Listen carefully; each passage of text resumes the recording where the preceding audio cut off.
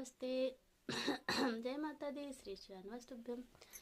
हम लेके आए हैं आज बहुत ही प्यारा चुटकुला गीत और आप सबको अच्छा लगेगा ऐसा मेरा उम्मीद है। रतिया भई अचरज की बतिया, रतिया भई अचरज की बतिया की पिया के बिल्ली लई गए ना, कि पिया के बिल्ली लई गए ना। रतिया भई अचरज की बतिया हो, रतिया भई अचरज की बतिया की पिया के बिल्ली लई गए ना।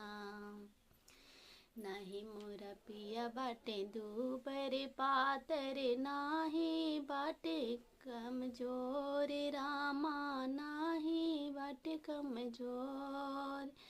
ओ पिया मोरे चर चर